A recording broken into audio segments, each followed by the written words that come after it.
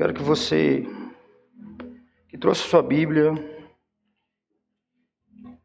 possa estar abrindo comigo. Primeira carta de Pedro.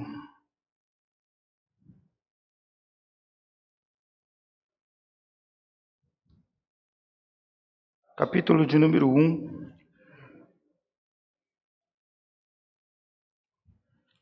Dos versos 22 até o 25. Primeira carta do apóstolo Pedro, capítulo de número 1, do verso 22 ao 25.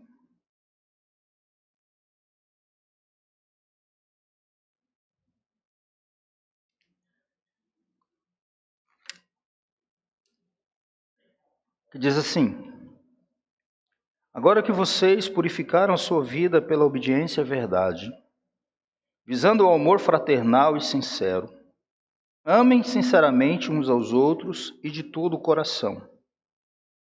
Vocês foram regenerados, não de uma semente perecível, mas imperecível por meio da palavra de Deus, viva e permanente. Pois toda a humanidade é como a relva e toda a sua glória como a flor da relva. A relva murcha e cai sua flor, mas a palavra do Senhor permanece para sempre. Bem, podeis assentar, queridos? Amados, hoje nós vamos dar seguimento à nossa exposição, a exposição que nós estamos fazendo nessa carta, nessa missiva. E domingo passado nós falamos sobre a temática: os salvos devem viver em reverência, ou com reverência, né? Foi o que nós falamos domingo passado. Ou seja, na sessão anterior, dos versos 17 até o 21, Pedro, ele instrui, ele admoesta os seus leitores ou a sua audiência a temer a Deus durante todo o tempo da vida deles aqui nesse mundo, considerando especialmente o preço pago pela redenção da vida fútil que eles viviam, né? Que eles levavam. E Pedro deixa muito claro que o preço que foi pago pela redenção daqueles irmãos é o sangue precioso de Cristo Jesus. Foi o sangue precioso de Cristo Jesus que foi morto, que foi imolado antes da fundação do mundo, por amor àqueles irmãos. Então, estas admoestações são decorrentes da salvação com a qual a audiência de Pedro ou seus leitores foram agraciados por Deus, a qual Pedro expõe ali do verso 3 até o verso de número 12. E aqui nessa sessão que lemos, nessa perícope, da qual nós fizemos menção, dos versos 22 ao 25, Pedro, ele continua a expor as implicações de tão grande salvação.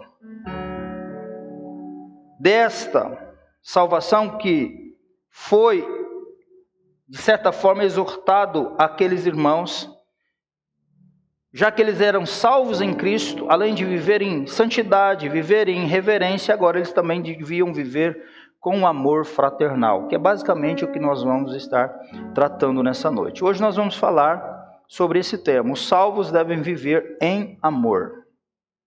E aí a pergunta básica é o seguinte: por que os salvos devem viver em amor? Ou por que devemos amar nossos irmãos ardentemente com amor fraternal? E nós vamos ter aqui, Pedro nos dar algumas razões por que nós devemos viver em amor. Hoje se fala muito em amor, né? É a tônica, né? Principalmente dentro dos arraiais cristãos, não nos arraiais da festa junina, mas nos arraiais cristãos, fala-se muito em amor. Mas agora vamos entender aqui basicamente o que Pedro quer nos ensinar. Então ele vai nos dar algumas razões aqui, e a primeira razão que nós temos no verso 22, ele diz assim: agora que vocês purificaram sua vida. Primeira razão que nós temos, porque nós devemos viver em amor, é porque fomos purificados. Porque nós fomos purificados. Esse é o primeiro ponto, a primeira razão que nós temos. Nós fomos purificados. Tá bom? A exortação aqui, para que eles pudessem se amar fraternalmente, é antecedida por uma declaração que lhe serve de base, isto é, tendo purificado a vossa alma pela vossa obediência à verdade. Esta frase poderia ser traduzida como uma afirmação presente, como nós temos na NVI e na NTLH. Agora que vocês se purificaram.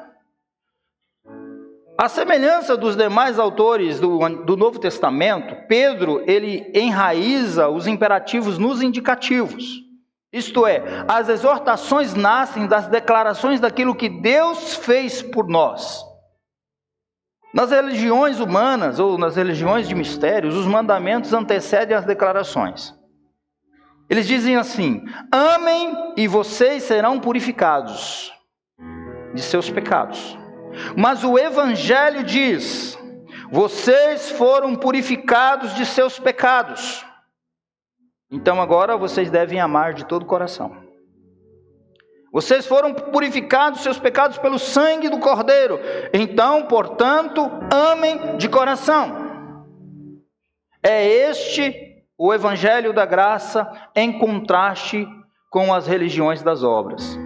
Porque o conceito das religiões humanas, das obras, dos méritos, é: amem e vocês serão purificados. Mas o Evangelho, ele contradiz isso. Por causa ou devido a vocês terem sido purificados pelo sangue de Cristo, vocês devem amar de todo o coração. Pedro, ele considera que a alma humana é manchada, impura, maculada pelo pecado e suas paixões, que, por causa disso, a separa de Deus e a condenam. É assim o homem sem Cristo. O homem sem Deus, a mulher sem Deus, o jovem sem Deus, está nessa condição, manchados, impuros, maculados. Eu disse aqui domingo passado, eu vou sempre ficar relembrando enquanto estivermos fazendo essa exposição, nessa missiva, é que ninguém é livre. Nenhum ser humano é livre. Por mais que você diga assim: eu sou livre, eu vou para onde eu quiser, a hora que eu quiser, eu faço o que me dá na telha. Será mesmo? Ou nós somos escravos do pecado e das nossas vontades, das concupiscências mundanas, ou nós somos escravos de Jesus, mas nenhum homem é livre. Então o homem sem Cristo, o homem que ainda não saiu do domínio das trevas, que não foi transportado para o domínio, o reino de Cristo Jesus, ele está assim, manchado, maculado, impuro, por causa dos seus pecados e as suas paixões. Mas a salvação, ela limpa, ela nos lava. Note que Pedro, um pouquinho antes, nos versos 18 e 19, ele vai fazer um contraste com o Cordeiro sem defeito, para que eu e você, para que o homem, para que a mulher, para que nós pudéssemos ser salvos e sermos purificados, era que necessário que um sacrifício imaculado, perfeito, fosse feito, fosse realizado. E a salvação consiste nisso, consiste basicamente na purificação da nossa alma, em uma limpeza, em uma lavagem. E Cristo, o Cordeiro sem defeito e sem mácula, cuja alma nunca foi manchada pelo pecado e cujo sangue assim pode nos purificar. E aí Pedro diz: agora que vocês purificaram a sua vida pela obediência à verdade, a purificação aconteceu mediante a obediência à verdade. Ao conhecer essa verdade e obedecê-la. E a obediência aqui é um dos termos que Pedro utiliza muito, ele gosta muito de utilizar para resumir a vida cristã. No verso 2 do capítulo 1, ele diz: fomos eleitos para a obediência. Nós não fomos eleitos para viver de uma forma desordeira. Nós somos eleitos por Deus para vivermos em obediência. Ele também vai falar no versículo 14 do capítulo 1, somos filhos da obediência. Como filhos obedientes, obedeçam, andem em reverência. Ser crente é obedecer a palavra. verso 1 do capítulo 3 e verso 17 do capítulo 4.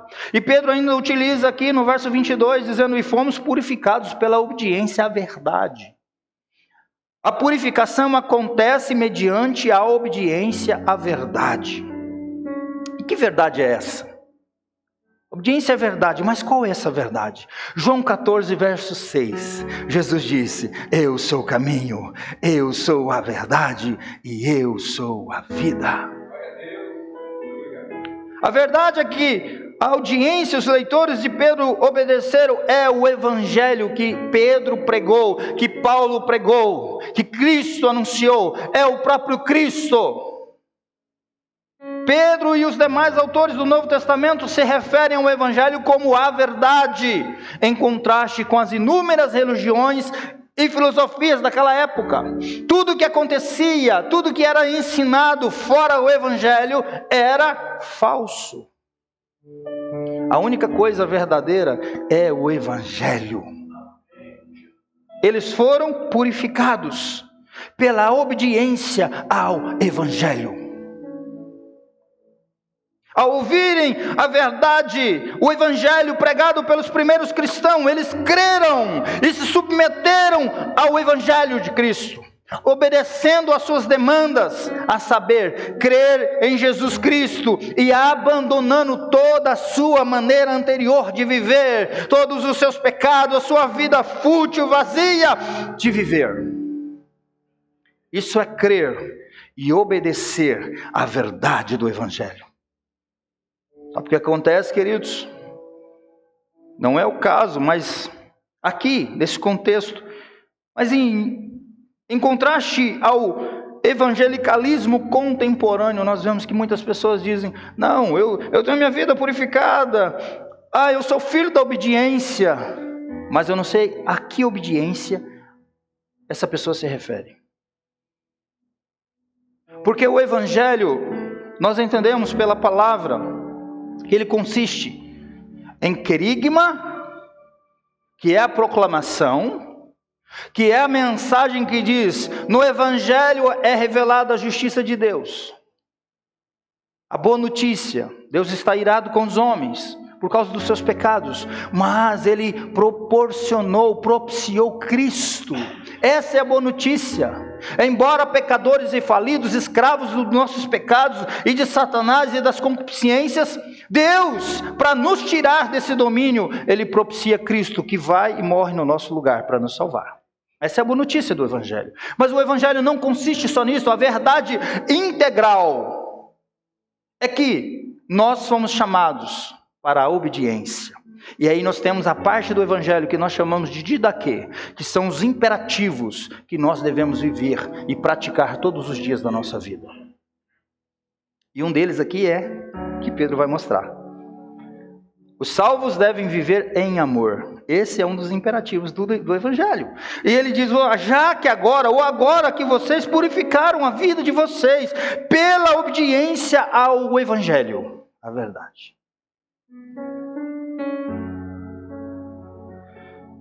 Obedecer à verdade é uma outra maneira dos autores bíblicos se referirem a crer em Jesus Cristo para a salvação, pois a fé, em última análise, nada mais é que submissão à alma a Deus.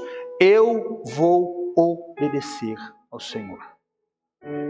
Lembra que eu disse que nós somos escravos? Pastor, só tem base bíblica para dizer isso? Tem.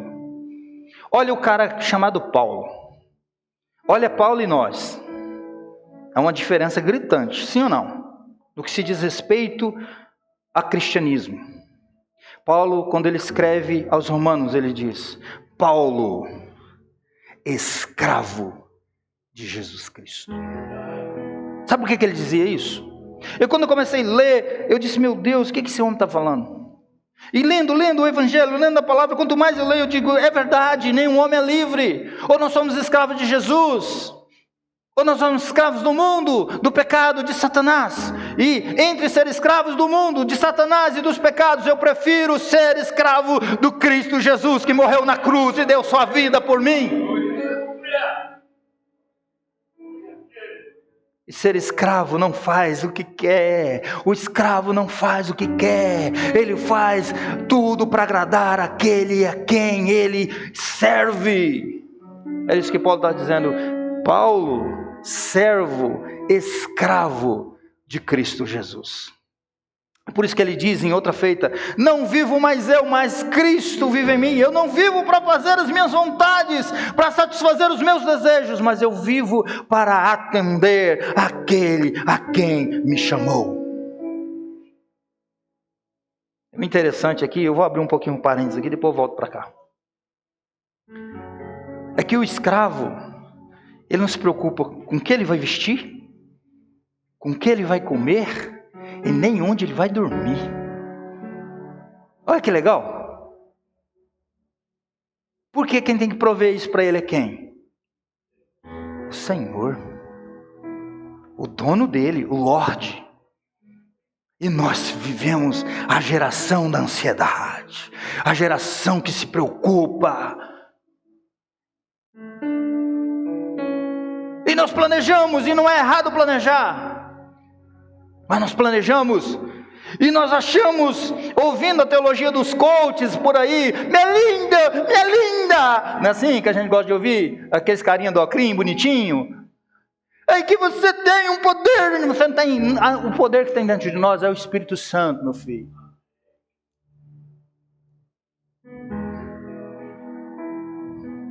Mas nós fazemos os nossos planos achando que nós vamos conseguir com a força dos nossos braços, que nós vamos fazer, que nós vamos realizar. Nós nem oramos e nem buscamos a direção do Senhor, que é o nosso Senhor, que nos resgatou e nos comprou para que nós vivamos para a glória do seu nome. E sempre nós estamos dando com a cara no muro, pá, e volta, e não aprende a lição.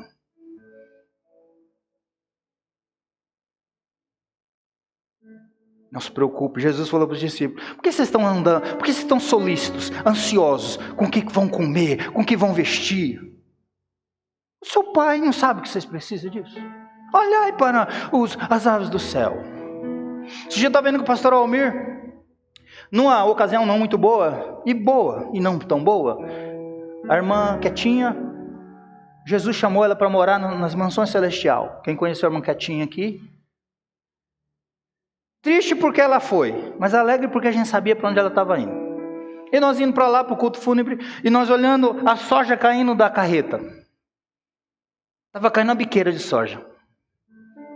E o pastor me falou assim: nossa, mas está caindo tanto. Eu falei assim: não, mas precisa cair, pastor. Ele falou: mas por quê? Eu falei assim: e os passarinhos, como é que eles vão ficar? Precisa cair uns grãozinhos, não precisa? E aí o outro carro vem e joga aquilo para a beirada, para eles terem um local seguro para se alimentar. A gente fala: não, isso parece que é normal. Não, não é normal. Deus está governando todas as coisas. Ele controla todas as coisas. Até uma coisinha assim, parece que não, encheu demais. Amém, era para ter enchido mesmo, para que derramasse um pouquinho.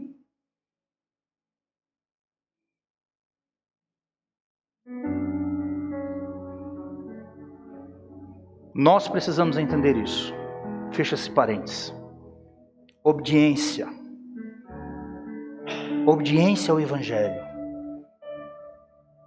Nós vivemos para isso. Somos filhos da obediência. Fomos chamados e eleitos para obedecermos à palavra do Senhor. Pedro aprendeu do próprio Senhor Jesus que a purificação ou a limpeza da alma vem pela obediência à palavra de Deus. Jesus diz em João 17:17 na sua oração pelos discípulos, ele diz: vós já estáis limpos pela palavra que eu tenho falado. Em João 15 ele fala a mesma coisa: vocês estão limpos pela palavra que eu tenho falado para vocês. Mais tarde, quando Pedro vai se defender a igreja perante o concílio de Jerusalém, ele disse que Deus purificou o coração dos irmãos pela fé na palavra, na verdade. Então a verdade, que é o Evangelho, levaram aqueles irmãos a terem uma vida purificada. A obediência à verdade. Mas para quê?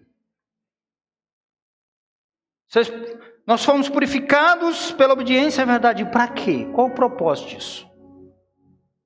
Pedro vai declarar o alvo da purificação da nossa alma. Ele diz, a saber, amor fraternal. O amor não fingido. Obediência à verdade do Evangelho. Além de ser uma boa notícia, nós temos os imperativos para obedecer. Agora Pedro está dizendo, qual que é o propósito disso? De termos a nossa alma purificada em obediência à verdade. Ele diz, visando ao amor fraternal e sincero. Esse sincero que é não fingido. Amor fraternal aqui é a tradução de uma palavra que vai ocorrer com muita frequência no Novo Testamento, sempre no sentido do amor entre os irmãos em Cristo. É o amor aos mais chegados. Nós até amamos o nosso próximo, mas aqui é o amor fraternal. Pedro está tratando com a igreja, que estava vivendo um momento difícil, de perseguição, de luta, de fadiga. E aqui ele se refere aos irmãos. Amor entre os irmãos, a família. A alma dos leitores cristãos foi purificada com o propósito de que eles se amassem fraternalmente, sem hipocrisia, sem fingimento, sem falsidade. Por quê, queridos? As almas impuras, que estão debaixo do domínio do pecado, do diabo, elas não podem amar dessa forma. Por quê? Porque a essência da alma caída é egoísmo, é ódio, é indiferença para com o próximo e para com Deus. O homem sem Deus, o homem sem Cristo não pode amar de fato. Não tem condição. Desenvolver isso aqui é apenas para aqueles que foram purificados. O homem natural, sem o Espírito Santo, sem obediência à verdade, ele não tem condição de amar fraternalmente, com sinceridade. Pedro, ele ainda acrescenta que este amor deve ser não fingido, conforme Tiago 3,17, 2 Coríntios 6,6. Por quê? É possível para alguém fingir amor pelos irmãos e enganá-los durante algum tempo. É possível. Eu te amo em Cristo Jesus.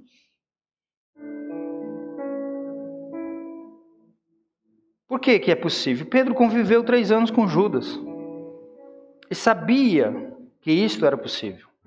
Judas, 3 anos ali, foi amado por Jesus, mas ele não amou.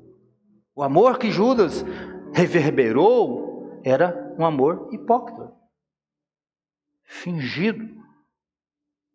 E aí, por Pedro saber que as igrejas daquela época, e ele escreve para 5 províncias romanas, ele sabia que aquelas igrejas eram constituídas de pessoas das mais diferentes origens da vida, como escravos e livres, judeus e gentios, ricos e pobres, nobres e plebeus, grupos que outrora, antes de Cristo, do Espírito Santo, da purificação, eles eram hostis uns com os outros. Por isso que Pedro está dizendo, olha, agora que vocês purificaram a sua vida pela obediência ao Evangelho, à verdade, visando ao amor fraternal e sincero.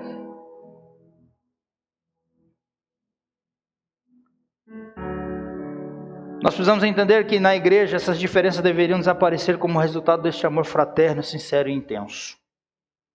Amem sinceramente uns aos outros. Não pode haver no nosso meio sequer menção de dizer, eu não vou com a cara do irmão fulano.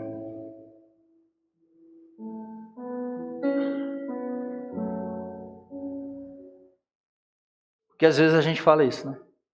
Eu não vou com a cara do fulano, eu não gosto do ciclano. Aí tem uns que ainda vai assim, são mais profundos. Diz assim, o meu santo não bate com o santo do fulano. Pergunta, que santo é esse? São Tomé? São Judas Tadeu? Deve ser Cosme e Damião. Tudo menos o Espírito Santo. Embora nós somos diferentes. Às vezes eu sou mais chato que você, às vezes você é um pouquinho mais chato que eu. Porque assim, você pensa que você é uma pessoa facinha? Você fala isso para você mesmo todos os dias? Eu sou uma pessoa fácil de lidar.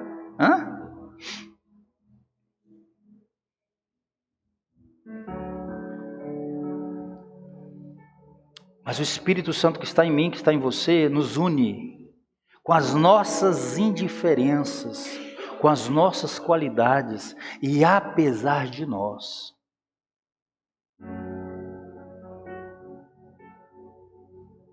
E isso que é lindo na unidade, a diversidade. Porque na unidade precisa ter diversidade. Já pensou se todo mundo fosse meia dúzia? Que coisa mais sem graça. Por isso que Pedro vai falar um pouquinho para frente que nós somos pedras vivas no edifício de Deus. Já viu essas pedras que elas são diferentes, mas quando colocada num muro fica a coisa mais linda do mundo? Assim é eu e você, nós somos diferentes. Com a razão, porque o que não tem em mim tem em você, o que não tem em você tem em mim.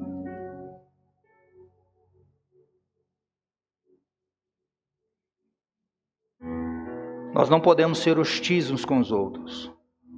Embora alguma coisa em você às vezes não vai me agradar, aí o outro imperativo do Evangelho é perdoa. E o que nos faz perdoar é o amor, gente. Por isso que o amor vem antes. Por isso que o fruto do Espírito começa com amabilidade, com amor. Porque quando eu amo, eu vou perdoar. Eu só tenho dificuldade em perdoar quando eu não amo.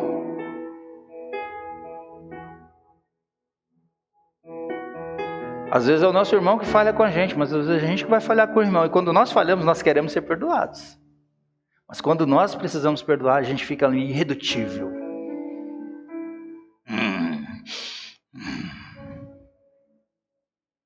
Que Jesus nos ajude.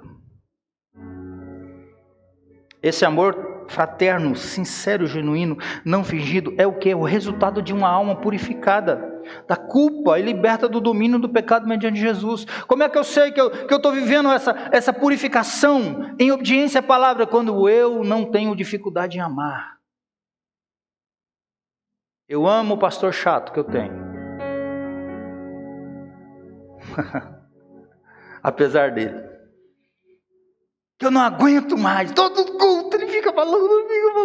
E eu vou falar até Jesus voltar, ou até eu morrer, ou até você bater cascabota também.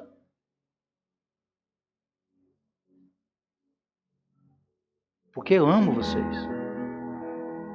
E nos amamos, é assim, nós precisamos nos amar. Esse amor fraterno, sincero e genuíno é o resultado de uma alma purificada. E com base nessas declarações, Pedro exorta os seus leitores a que se amem de coração e ardentemente. Tem uma palavra aqui na Almeida Revista Corrigida, na minha vai falar amem sinceramente, mas na Almeida Revista Corrigida vai dizer ardentemente. Amem ardentemente.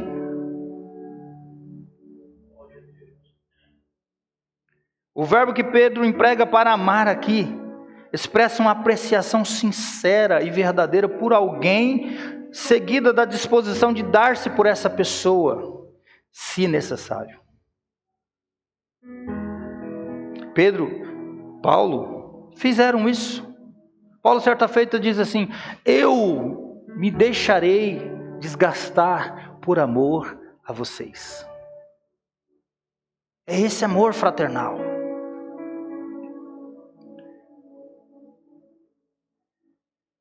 Pedro vai empregar essa frase, essa palavra, esse imperativo, esse verbo aqui, para se referir ao amor que nós temos a Cristo, no verso 8, do capítulo 1, e uns para com os outros, conforme no verso 17. Os cristãos deveriam amar-se de coração, isto é, de maneira sincera e verdadeira, espontânea, voluntária. E ardentemente aqui, é um advérbio cuja raiz significa esticar, dando a ideia de constância, de continuidade. Amem uns aos outros com todas as forças. Eu tenho que amar você hoje, amanhã, depois de amanhã e assim até Jesus voltar. Pedro o emprega esse imperativo e esse advérbio aqui, um pouquinho mais adiante, ele vai falar de novo. Ao dizer que nós devemos ter amor intenso para com os irmãos. Porque aqueles irmãos estavam vivendo debaixo de perseguições, a qual eles estavam enfrentando. Então, nada era mais precioso para aqueles cristãos do que serem parte de uma fraternidade unida pelos laços do Cordeiro, tendo a sua alma purificada pelo sangue imaculado de Jesus. O amor fraterno supera laços familiares e apegos desse mundo. A igreja de Cristo, queridos, é a nossa verdadeira família. Estou dizendo que você não tem que amar os seus consanguíneos aqui, os seus patrícios, não. Mas a igreja de Cristo é a verdadeira família. Nós precisamos ter prazer em estarmos juntos. Existe uma frase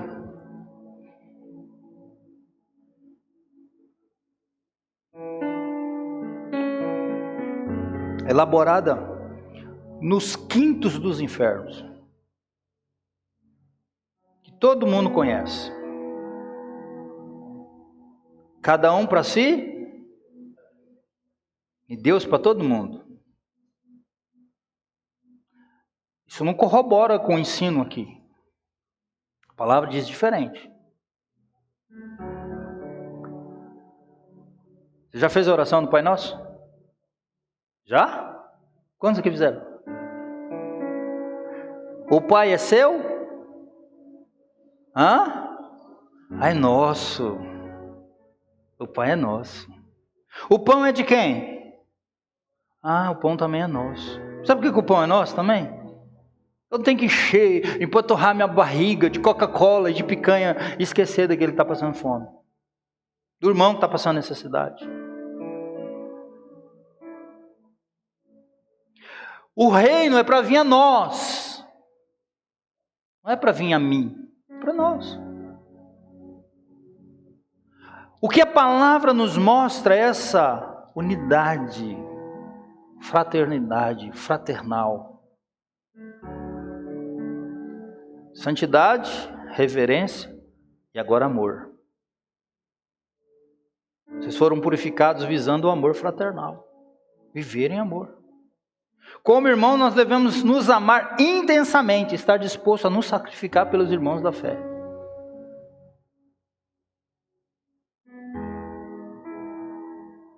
Às vezes a gente não quer fazer isso, mas nós precisamos fazer. E aí,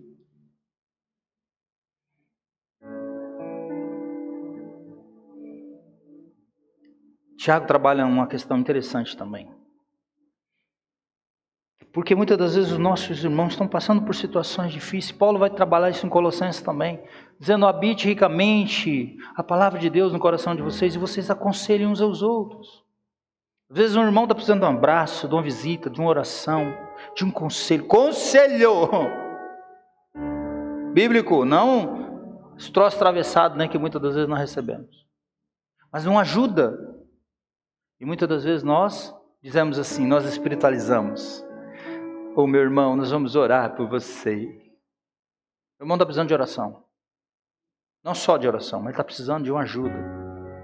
De que nós enfiamos a mão no nosso bolso e deixamos de comer aquela pizza de hoje à noite. Daqui a pouco, amém? Lembra de mim? Não estou falando para você me levar não. Se você lembrar, já está bom. E aí a gente ajudar quem está precisando. Isso é, porque às vezes a gente espiritualiza. O irmão chega e fala a situação, a gente fala assim: eu vou orar por você. Está querendo oração não, meu filho, está querendo um abraço, está querendo uma palavra, ele está querendo uma direção, ele está querendo uma ajuda.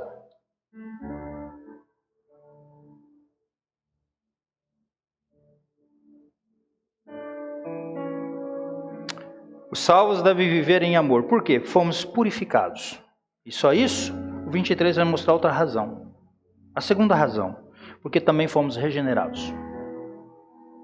O 23 vai dizer: vocês foram regenerados, não de uma semente perecível, mas imperecível, por meio da palavra de Deus, viva e permanente.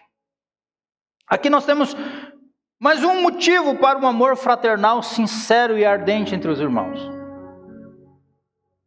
Nós já temos aqui no verso 22 a purificação pela obediência à verdade, visando a nós nos amarmos fraternalmente de forma sincera. E aí ainda ele fala: amem ardentemente. Esse amor tem que ser esticado. Mas aí ele também fala o seguinte: vocês foram regenerados. É outra razão. Pedro utiliza uma outra razão. Ele nos dá outra razão para que nós venhamos amar.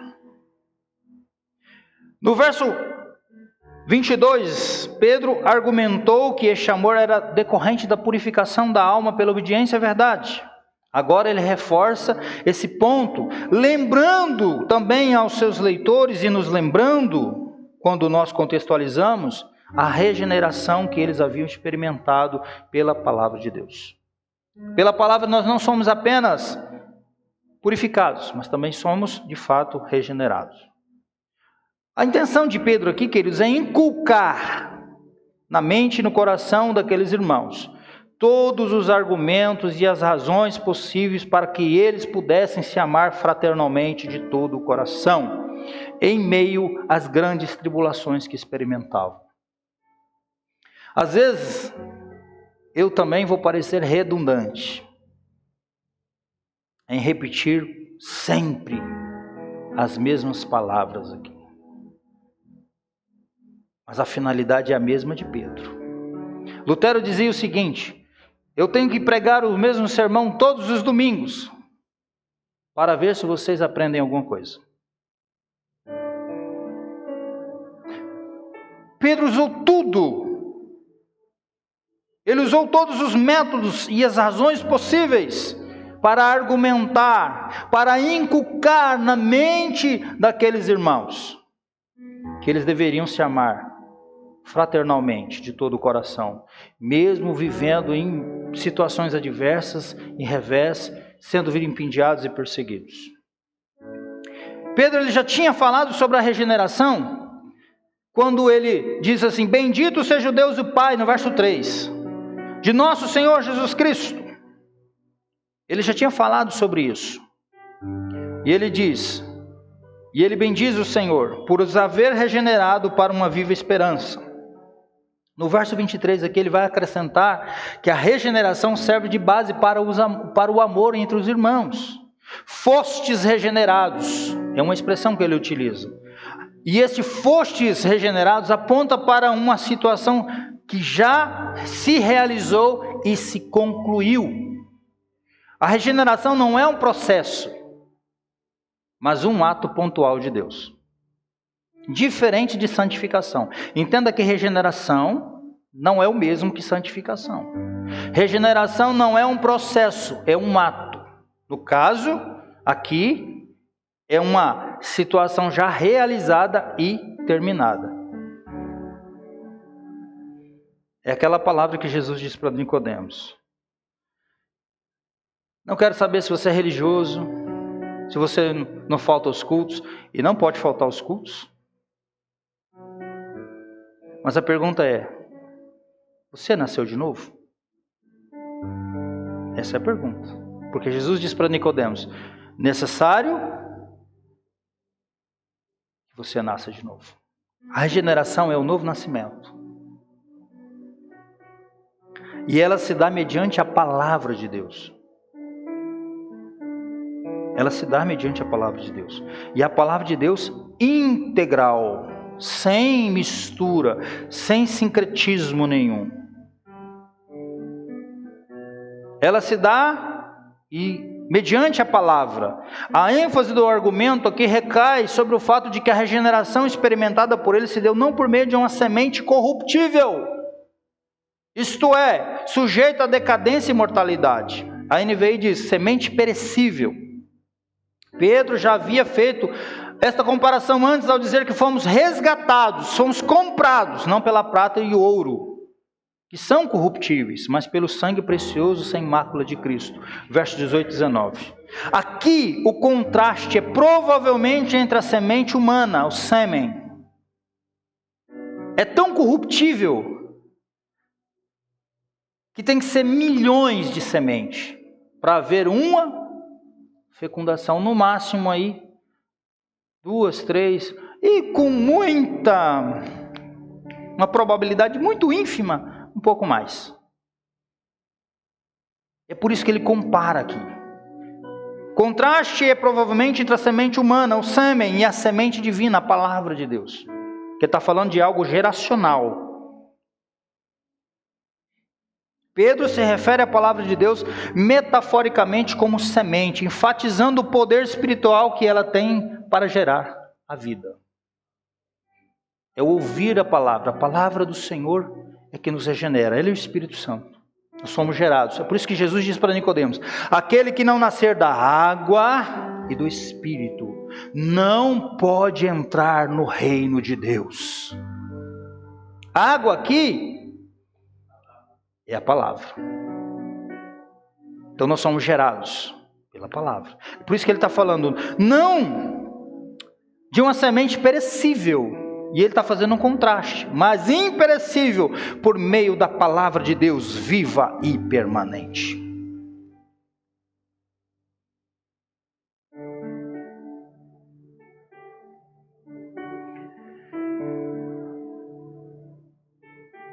E o que nós precisamos entender também, queridos, que eu quero pontuar com vocês aqui, é que a regeneração ela é obra de Deus.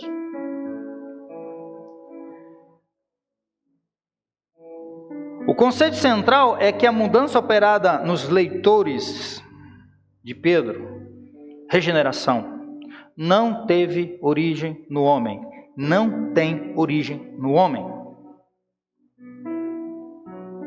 A regeneração é uma obra de Deus e fica claro pelo emprego da voz passiva do verbo: fostes regenerados.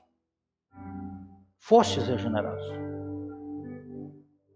Não foi o resultado do esforço próprio, mérito pessoal ou algum poder carnal. A regeneração é obra de Deus. É por isso que Deus, ou melhor, Jesus disse para Nicodemos: o vento sopra onde quer. E ninguém sabe de onde vem e nem para onde vai. É um ato soberano e sobrenatural de Deus. E ele é efetuado através dessa palavra de Deus. Ao contrário, eles foram regenerados de uma semente incorruptível, que é a palavra de Deus. Um processo soberano e natural e sobrenatural. O contraste que nós temos no início do Evangelho de João, que diz: aos quais não nasceram do sangue, nem da vontade dos homens, nem da vontade da carne, mas de Deus. Nós que recebemos essa regeneração, não foi da nossa própria vontade. Você não quis e disse assim: eu quero, e agora a partir de hoje eu sou uma nova criatura. Se eu e você somos, foi porque Deus decidiu que nós viéssemos a ser. E aí o Espírito Santo sopra. Pega o defuntão morto e dá vida. E ele vos vivificou. Foi isso que Paulo diz em Efésios 2, verso 1. A NTLH, ela captou o contraste aqui de uma maneira muito interessante. Diz assim: pois vocês, pela viva e eterna palavra de Deus, nasceram de novo como filhos de um Pai que é imortal e não de pais imortais. A incorruptibilidade da palavra de Deus, a semente que o gerou de novo, é a força central do argumento. Esta palavra de Deus é a mensagem do Evangelho que havia sido pregada e a qual os leitores de Pedro obedeceram. E ela é comparada aqui com uma semente. É por isso que nós não convertemos ninguém. E nem convencemos. O homem não tem esse poder. Pastor nenhum tem esse poder, apesar de muitos acharem que tem. Tem uns até que fica assim, eu ganhei não sei quantos para Jesus. Fica contabilizando. Você ganhou ninguém, você ganhou nem você.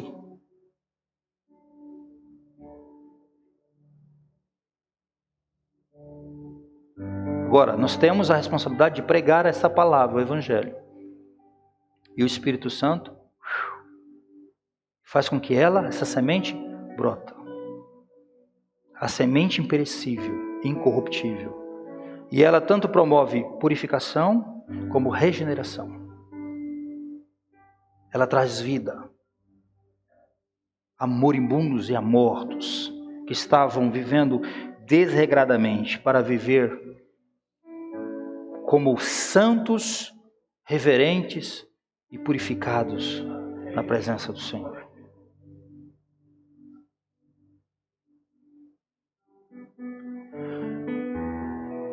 Esta é a palavra plantada que germina e produz vida espiritual. Ela é o meio pelo qual Deus opera o nascimento espiritual. Sabe qual que é a minha preocupação nos dias odiernos? É porque quando nós olhamos para um contexto como esse, e nós entendemos que o que gera vida é a palavra. Quando nós olhamos para o evangelicalismo brasileiro, a nossa nação, os nossos púlpitos,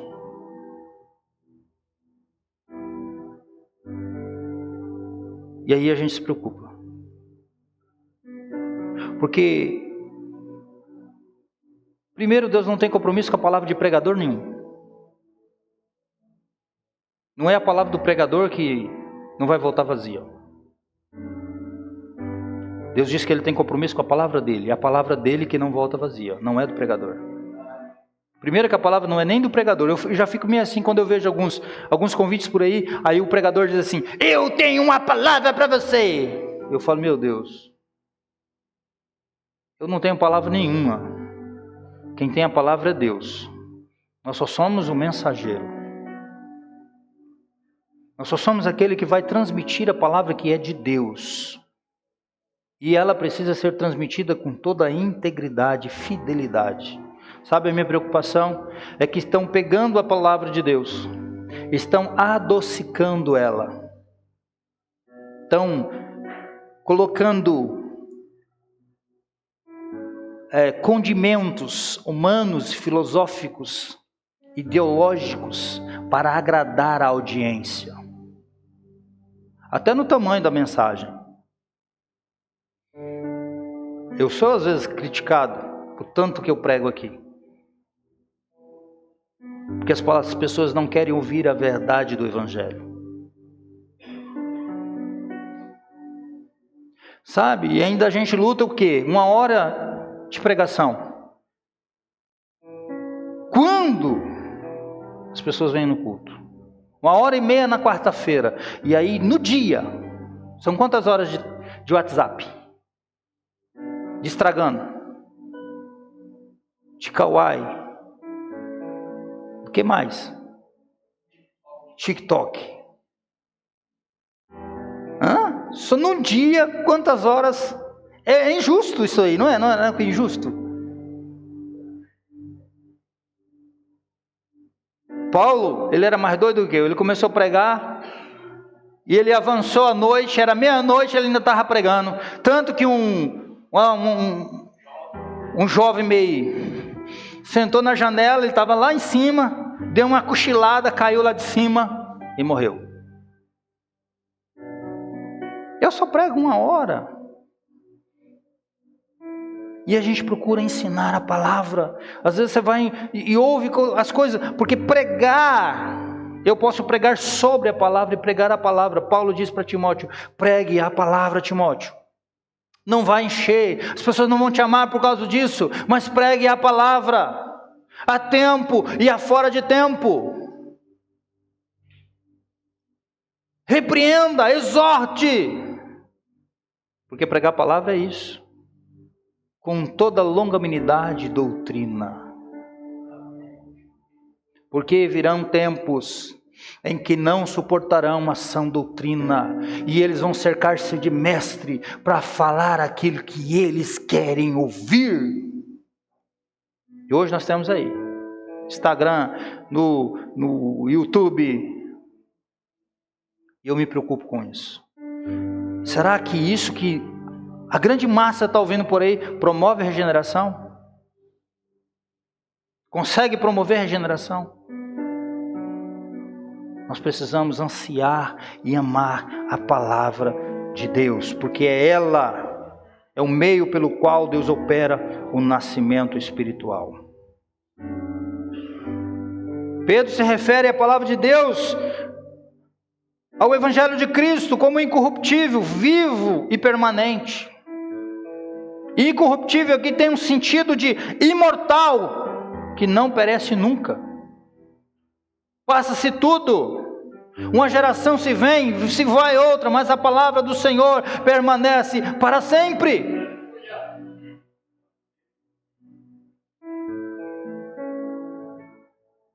Ela é imperecível, ela é incorruptível, porque ela procede de um Deus incorruptível, isto é, de um Deus imortal. Portanto, o que dela procede por geração também é imortal. Nós, como fomos regenerados para viver eternamente.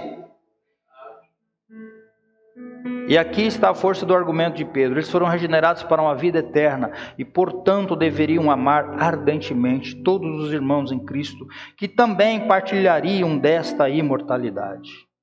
A palavra de Deus é viva, porque procede do Deus vivo. Expressão que o próprio Pedro vai utilizar quando reconheceu quem era Jesus. Em Mateus 16, ele diz: Tu és o Cristo, o Filho do Deus vivo. A palavra do Senhor é permanente porque não passa, não muda, não se altera, como o próprio Deus. Não tem sombra de variação.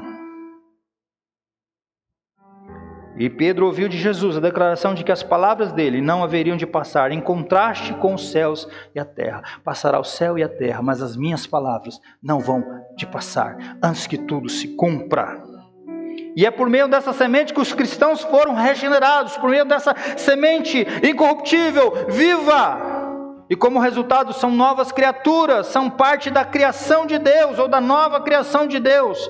São participantes da sua natureza divina. É um fato lamentável que muitos pastores e líderes, quando vão confortar aqueles que passam por momentos difíceis, esquecem argumentos dessa natureza. E que apontam para aquilo que fomos feitos pelo poder da palavra de Deus. Eles falam outras coisas.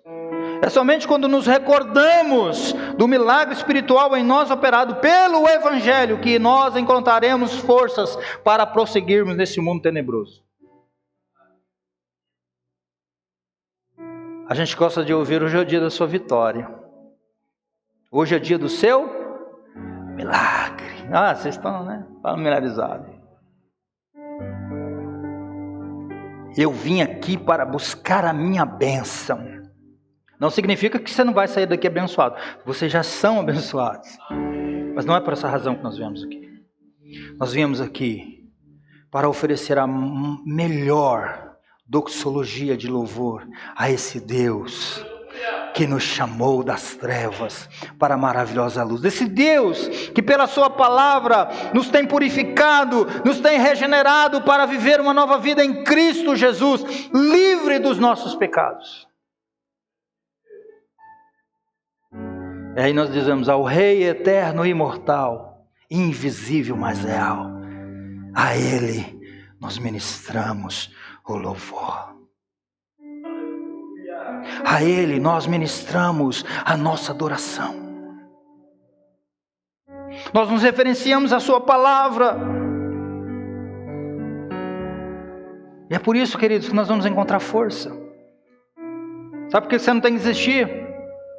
Se de fato você é regenerado em Cristo, você não pode desistir. Você tem que continuar. Aqui é transitório, é efêmero. Nós não somos daqui. Pedro diz aos eleitos e peregrinos dispersos em vários pontos: nós estamos caminhando para o lar celestial, a eterna glória, a redenção final. E nós já fomos purificados, já fomos regenerados. Agora o que nós temos que fazer? É viver em comunhão, em amor, por causa dessa palavra que é viva, incorruptível, palavra do Deus vivo. E porque nós somos regenerados, assim também nós somos o quê? Participamos dessa natureza divina. Nós também somos aqueles que vamos viver eternamente com esse Deus eterno e imortal. Embora nem sempre nos agradamos com as coisas que nos circundam. E às vezes é o próprio Deus nos chamando a atenção. Já pensou se esses irmãos aqui, a quem Pedro escreve, quisessem desistir? Eu acho que eles teriam muito mais razões do que nós. Porque hoje nós temos a nossa casinha. Casinha não é pejorativo aqui não. Eu estou falando casinha no sentido delicado. Casinha, aconchego, tá? Não é para dizer assim, menosprezando ninguém. Nós temos vamos melhorar. Nós temos a nossa casa. Nós temos o nosso sofá. Aquela televisão de 50. Nós temos tanta coisa. Geladeira cheia. Às vezes hoje no domingo a gente comeu aquela carne assada. Dormiu aquele sono com ar condicionado. Os moleques têm uma piscina para pular lá dentro. Às vezes a gente não tem dinheiro, mas tem crédito. Tem um carrinho. E às vezes a gente fica, oh meu Deus, oh Jesus. Esses irmãos aqui, sabe qual era a realidade deles? Eles perderam casa, emprego, empresa, por causa do Evangelho. E eles eram perseguidos por causa da eleição, porque eles eram eleitos, eles eram perseguidos. A gente não quer ter uma dor de cabeça. Ai meu Deus, minha cabeça vai explodir.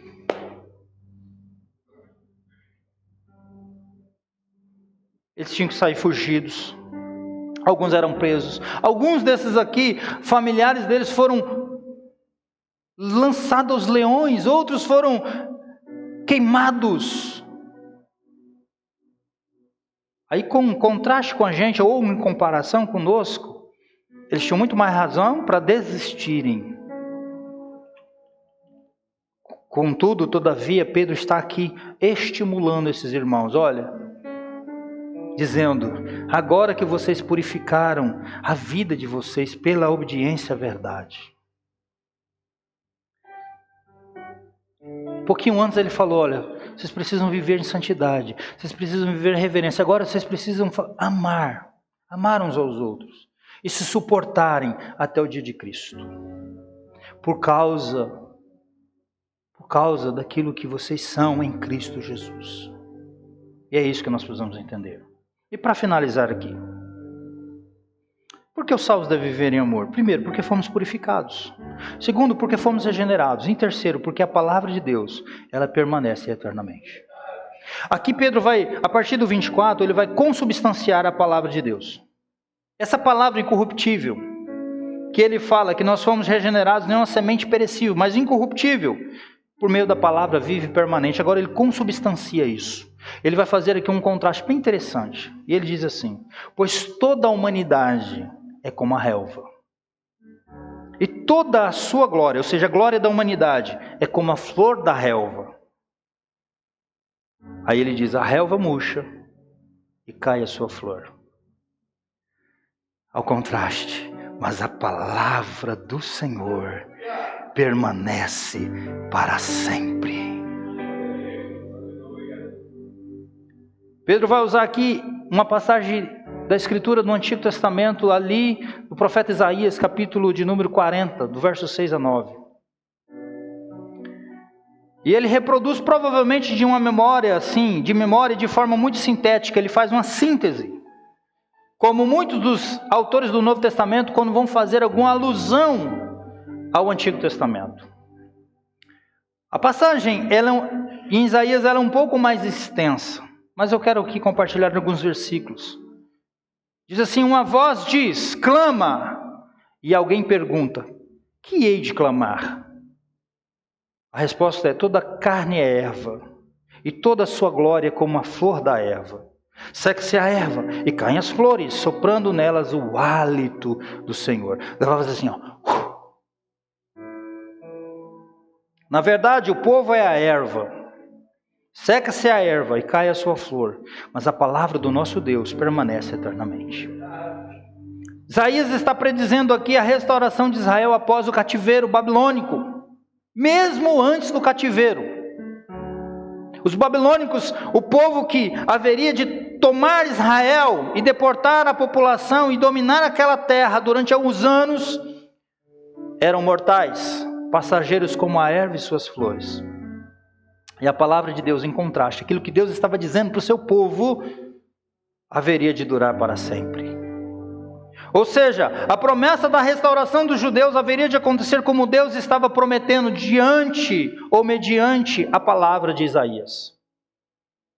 No momento, os judeus poderiam ficar aterrorizados diante do poderio da Babilônia, mas eles deveriam lembrar que os caldeus eram apenas homens mortais, perecíveis e transitórios como a grama. Somente Deus e suas promessas permaneceriam para sempre. Pedro então aqui usa essas palavras de Isaías, porque a situação dos irmãos a quem ele escreve é semelhante. Seus leitores, a audiência a quem Pedro ele então se dirige, estavam sendo perseguidos e oprimidos. Era preciso lembrar que os homens e a glória dos homens eram passageiros como as flores da relva e como a relva.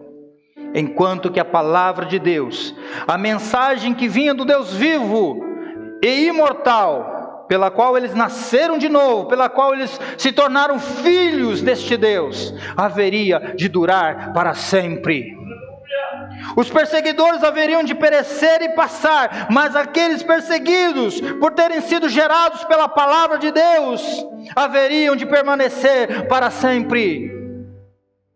Isso deveria ser motivo de grande conforto para eles, apesar da luta, da prova, da dificuldade. Isso é transitório, isso é efêmero, isso vai passar, mas a palavra do Deus verdadeiro e imortal, ela dura e permanece para sempre. Pedro diz isso.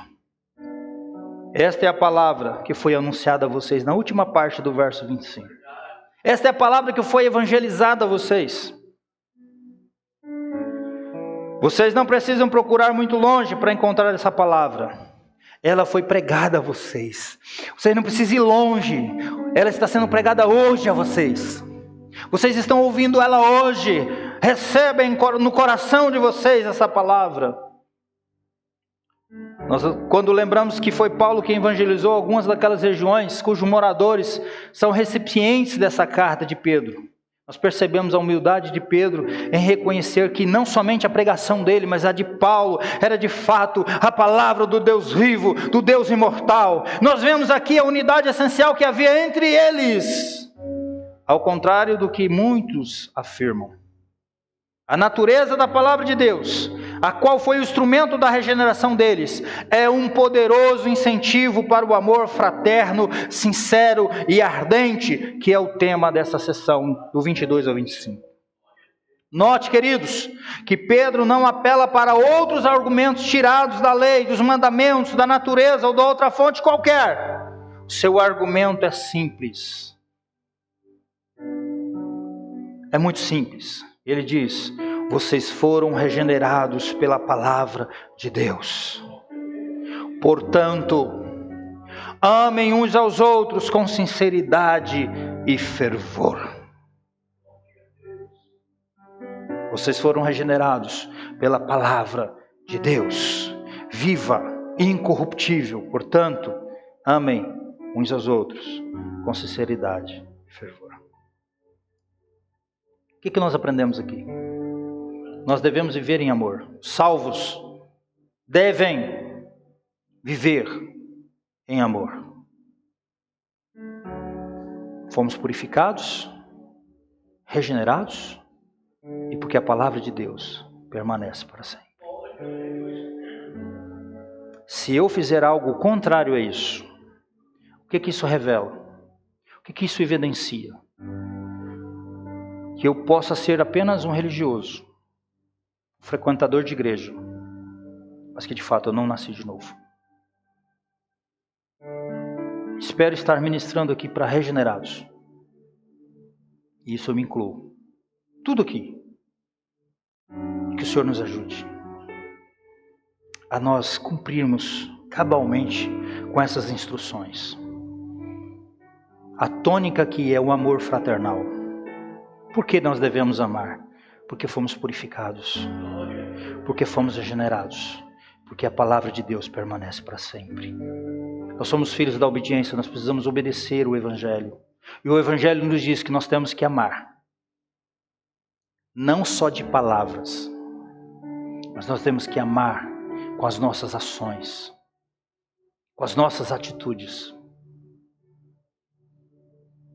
Amém? Embora algumas coisas eu não goste de você, como algumas coisas você não gosta de mim, mas o amor de Cristo, ele precisa cobrir tudo isso.